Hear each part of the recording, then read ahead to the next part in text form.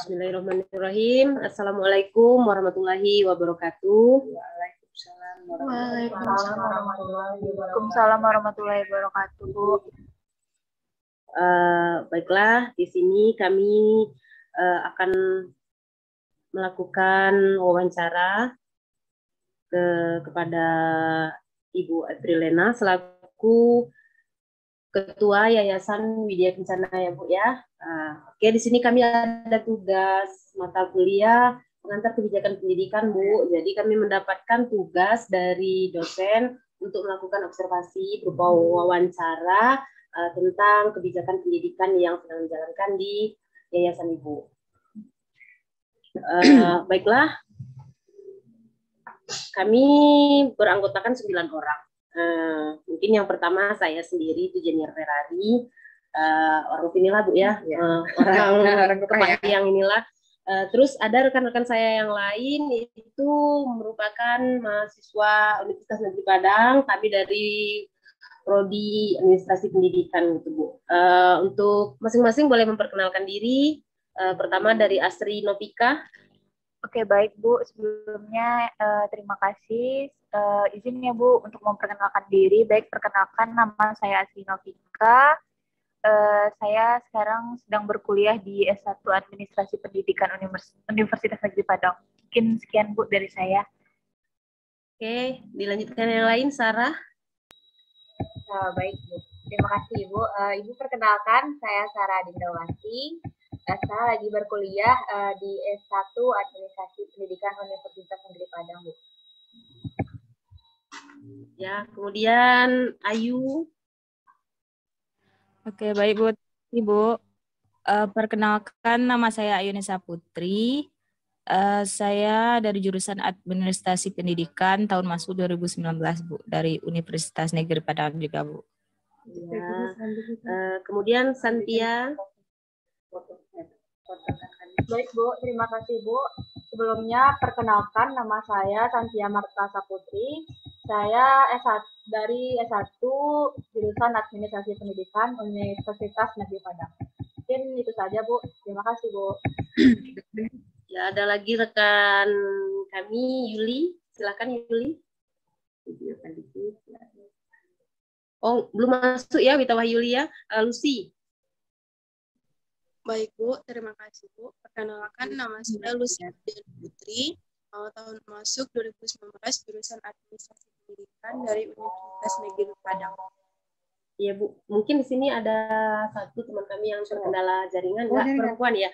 Yang terakhir ya cowok sendiri itu Yordi. Silakan Yordi. Oke, baik, terima kasih Bu. Perkenalkan nama saya Pramudia Yordi Hermawan. Biasa dipanggil Yordi.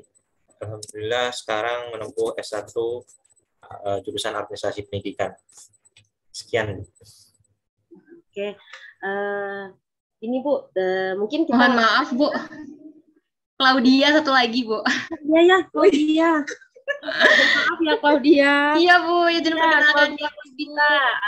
Ya, nama saya Claudia Puspita Putri dari jurusan Administrasi Pendidikan tahun masuk 2019 Universitas Negeri Padang. Makasih Bu. Ya sama-sama, mohon maaf ya Claudia.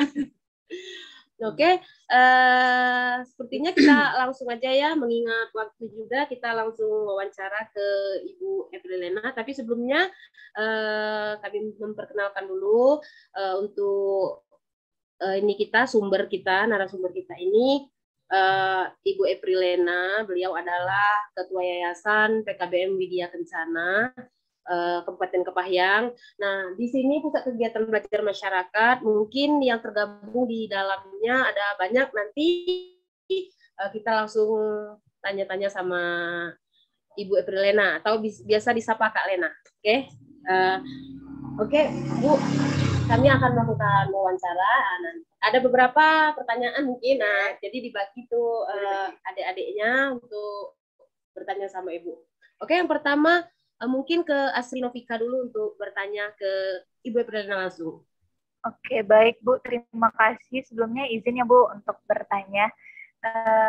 Untuk pertanyaan pertama yaitu kebijakan apa aja sih Bu yang sudah dirumuskan atau yang pernah dirumuskan atau yang sudah dilaksanakan ataupun yang sedang dilaksanakan di dalam yayasan yang sedang Ibu jalani ini. Mungkin itu sih pertanyaan. Ya, untuk kebijakan yang sedang kita jalani dalam Yayasan Widya Kencana itu adalah beberapa program. Kebetulan di sini kami akan menjadikan program paket yang selama ini kami jalani seperti paket A, paket B, paket C, dan juga ada life skill. Itu lebih apa tuh namanya tuh? Ada perubahan. Yang dulunya paket A, paket B, paket C itu hanya dipandang sebelah mata. Jadi program atau gebrakan kami akan mensetarakan atau tidak setara setidak-tidaknya semi formal. Semoga anak-anak itu nanti bisa disamakan dengan anak-anak formal.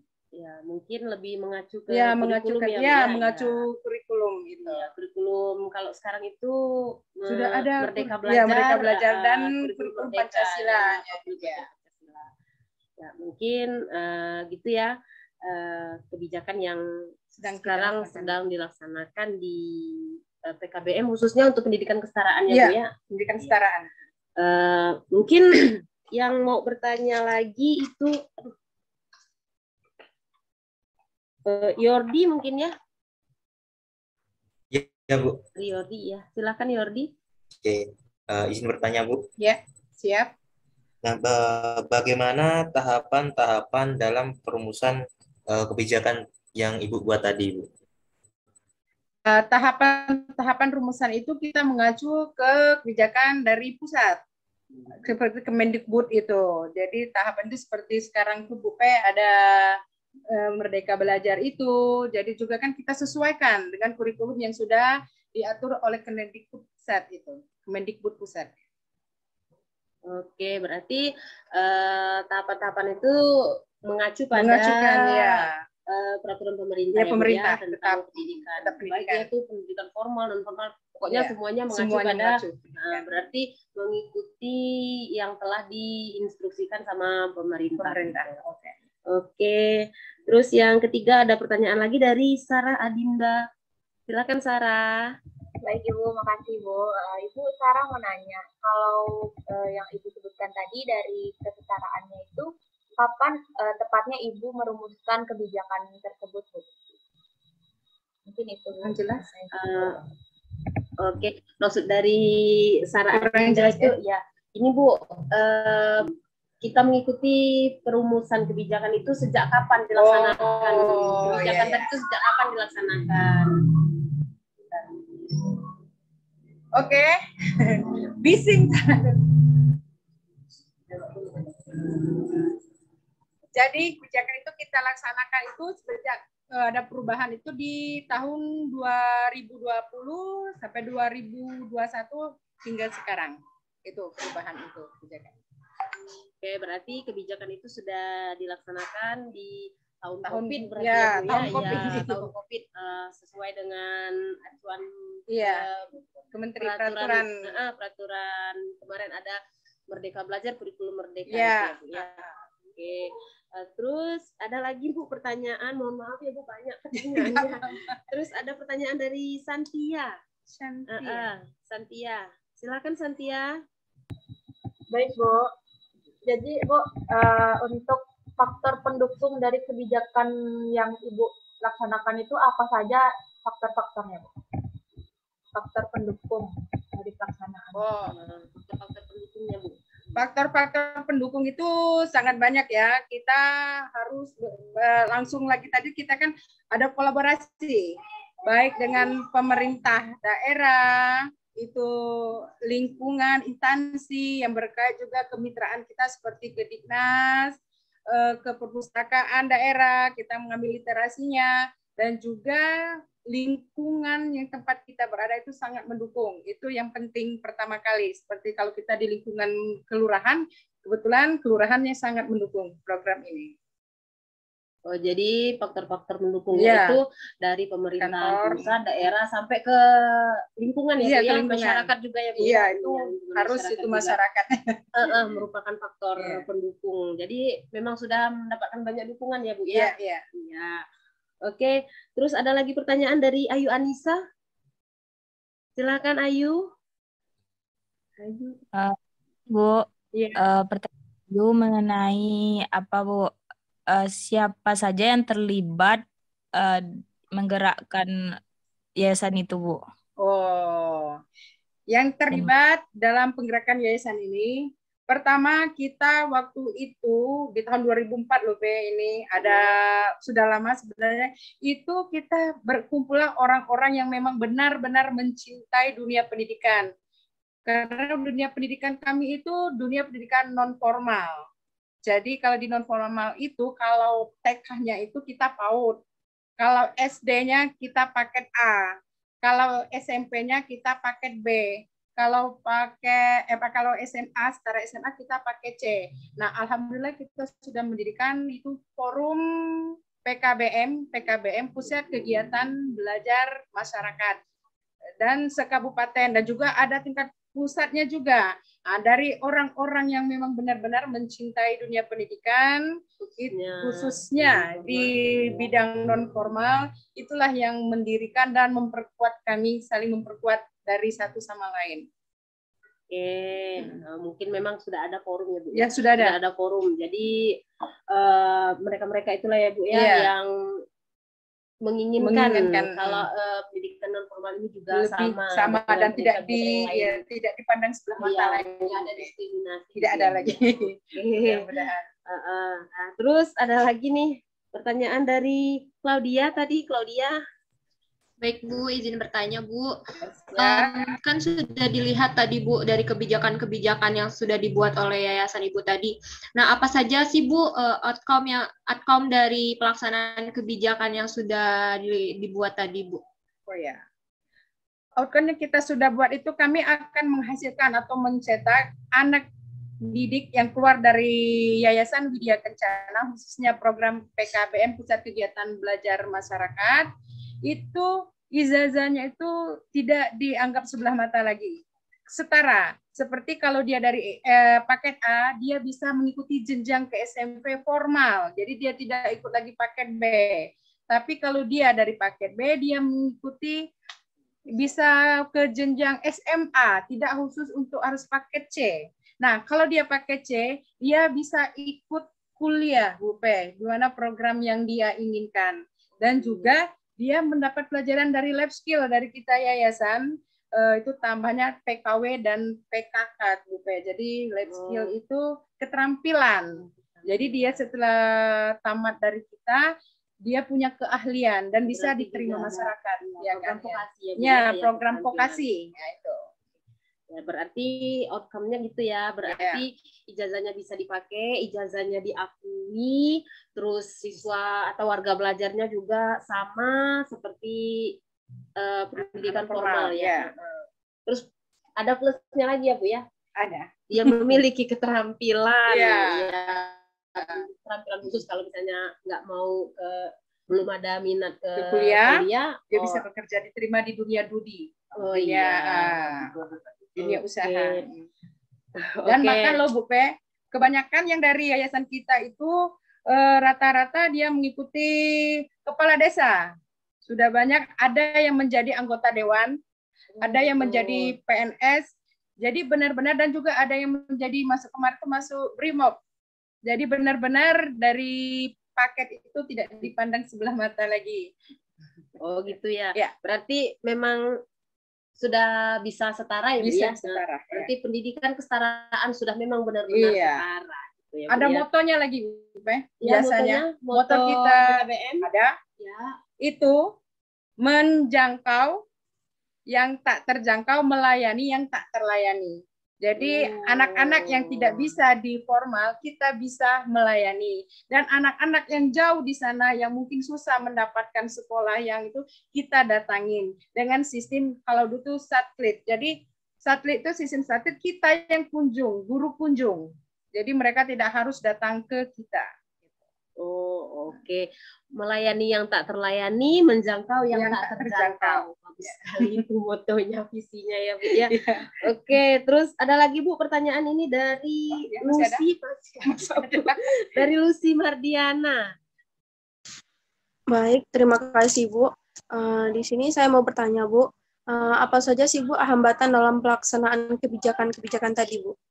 Oh ya, kalau hambatan ya ada, setiap apapun pekerjaan pasti ada hambatan. Tapi kalau dengan cita-cita, dengan kuatnya tujuan kita untuk mencapai anak-anak yang kemarin tidak menerima mengecap atau pendidikan formal, dia juga bisa setara dengan mereka. Itu Bu, kendala kita biasanya di bidang seperti sarana prasarana. Sarana prasarana itu sebenarnya sangat kami butuhkan itu. Kebetulan kalau ada komputer kita nggak cukup banyak, tapi ada. Nah kalau gedung tidak begitu luas, tapi ada. Nah, kalau bisa nanti saya pengen tuh gedungnya ada, sarana sarana dan prasarananya ada, lengkap. Nah, fasilitas lengkap itu lebih berbahagia lagi kan. Kalau dukungan sudah penuh. Sudah penuh. Insya Allah ya Bu ya. Kami dari mahasiswa ini ya mungkin nanti salah satu dari kami bisa menjadi ya menjadi pejabat gitulah ya. Amin. Mungkin nanti akan mencoba untuk menjangkau yang tak terjangkau kata Ibu tadi, melayani yang tak terlayani. Oke. Dan ini ada pertanyaan terakhir Bu. Ini mungkin dari Wita Wahyuli. Witanya mungkin terlempar karena jaringan, Bu. Mungkin kalau dia ambil alih. Iya, Bu. Mohon izin, Bu. Kan tadi sudah ada hambatannya tuh, Bu, mengenai sarana dan prasarana. Nah, solusinya bagaimana tuh, Bu, dari hambatan tersebut? Nah, solusinya banyak-banyak kita bermitra seperti kami. Solusinya kita bermitra ke dinas-dinas terkait yang benar-benar mendukung program kita. Bukan hanya di dinas bukan dinas aja, bukan di pendidikan aja ya, seperti di pariwisata, UMKM, LPK yang sudah maju, kemudian dinas perpustakaan daerah. Dari mereka itu kita MOU, dari mereka juga yang akan memberi sedikit bantuan atau memfasilitasi kita, walaupun bukan berupa berbentuk uang, tapi dari MOU itu bisa sangat membantu yayasan kami. Mungkin dengan meminjamkan sarana dan prasarana ya belajar di gedung mereka. Mungkin seperti itu ya. Berarti solusinya itu kita banyak-banyak bermitra. Yayasan Widya Kencana ini juga banyak menjalin mitra kerja dengan lembaga-lembaga yang lain. Itu solusi dari kurangnya sarana dan prasarana dan kurang lengkapnya fasilitas yang ada di yayasan, khususnya di program PKBM Widya Kencana ini ya. Mungkin kalau untuk pertanyaan sudah cukup Bu. Sekali lagi kami itu terima kasih Bu sudah membantu kami dalam menyelesaikan tugas yang diberikan dari yayasan kami kepada kami. Oh iya, dengar-dengar katanya di PKBM Widya Kencana ini ada juga kampung dongeng ya Bu ya? Oh iya, kebetulan ada kampung dongeng. Oke. Mau disapa. Boleh ya kita disapa sama kampung dongeng PKBM Widya Kencana, Yayasan Widya Kencana ini. Kalau di sini ikonnya itu ada Akibo. Kalau misalnya anak-anak itu mau belajar, katanya mau belajar ataupun memotivasi itu, Kak Lena ini selalu membawa Akibo kemana-mana. Boleh kami berkenalan sebentar saja ke Akibo?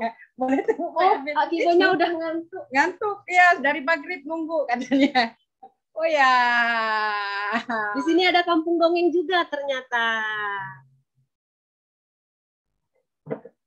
Tuh, Akibo, sepatunya copot ya. Coba sapa dulu tuh, ada cewek cantik dan om ganteng. Hai, selamat malam, cewek cantik dan om ganteng.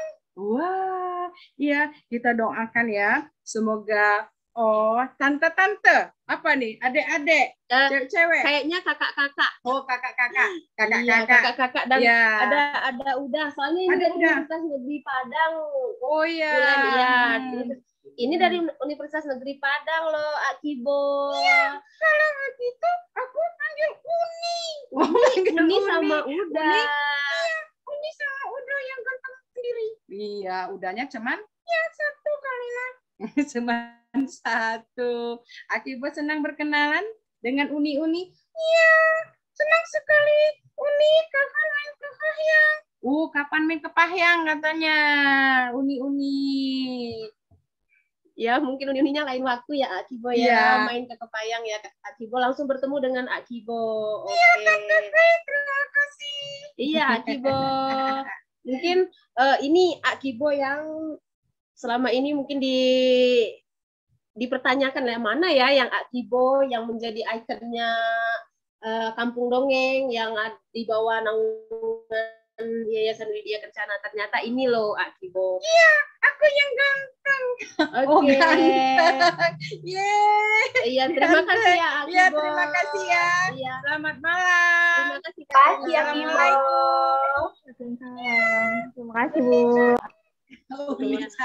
Baiklah, itulah tadi observasi berupa wawancara kita bersama Ibu Evrilena atau yang lebih akrab disapa Kak Lena beserta dengan Akibo. Kami ucapkan terima kasih dan kami mohon doanya agar kuliah kami dilancarkan dan kami dapat menyelesaikan studi kami sesuai dengan waktu yang sudah dirancang oleh kami. Iya.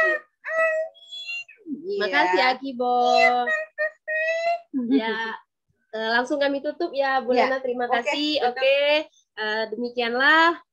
Wassalamualaikum warahmatullahi wabarakatuh. Waalaikumsalam warahmatullahi wabarakatuh. Terima kasih Bu. Terima kasih Bu. Akibo.